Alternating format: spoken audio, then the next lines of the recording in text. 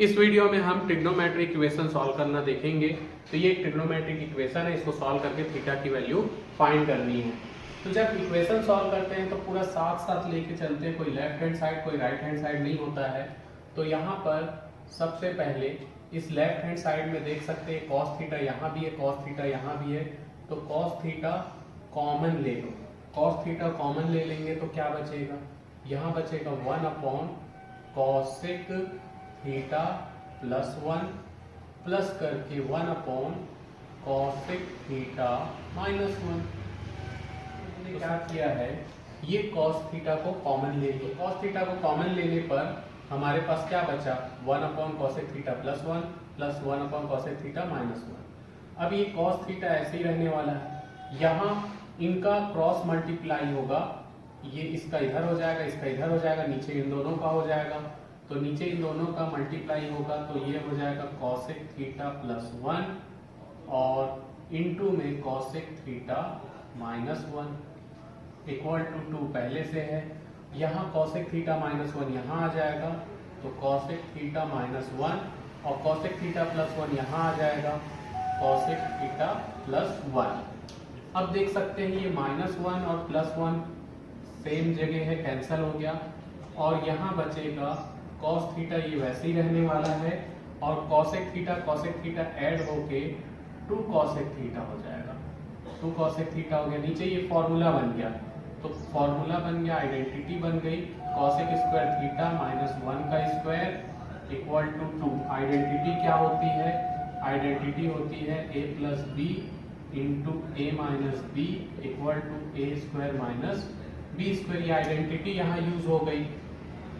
तो अब 1 का स्क्वायर तो 1 ही रहने वाला है और 1 का स्क्वायर 1 रहने के कारण यहाँ क्या हो जाएगा, ये भी एक आइडेंटिटी बन जाएगी। कॉस थीटा अपने जगह है और 2 कॉसेक थीटा वैसे ही है अपॉन में कॉसेक स्क्वायर थीटा माइनस 1 का स्क्वायर 1 ही होता है, तो ये लिखती है cosec square theta minus 1 equal to 2।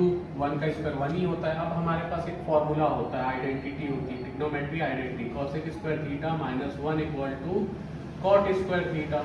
तो इसको यहाँ रख लेंगे, यहाँ रख लिए तो क्या हो जाएगा, cos theta into 2 cosec theta upon में कॉसेक स्क्वायर थीटा माइनस 1 हो जाएगा cot square theta equal to 2।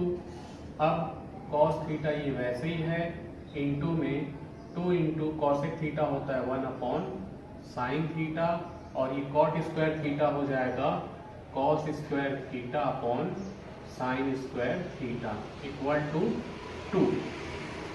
ये कॉट स्क्वायर थीटा जो है cos square theta upon sine square theta बन गया। अब ये पलट जाएगा तो cos theta into 2 1 upon sine theta वैसे ही रहने वाला है, ये पलट गया तो साइन स्क्वायर थीटा अपॉन में cos square theta equal to 2 हो गया। अब यहाँ पे ये साइन थीटा से एक साइन थीटा कैंसिल हो गया, ये कॉस थीटा से एक कॉस थीटा कैंसिल हो गया, 2 से ये 2 1 टाइम्स में गया तो बचा क्या, बचा sine theta upon cos theta equal to 1, जिसको हम लिख सकते हैं टेन थीटा और 1 के जगह लिख सकते हैं टेन 45 डिग्री, क्योंकि 1 की वैल्यू होती है टेन 45, तो थीटा इक्वल टू हो जाएगा 45 डिग्री। This is answer.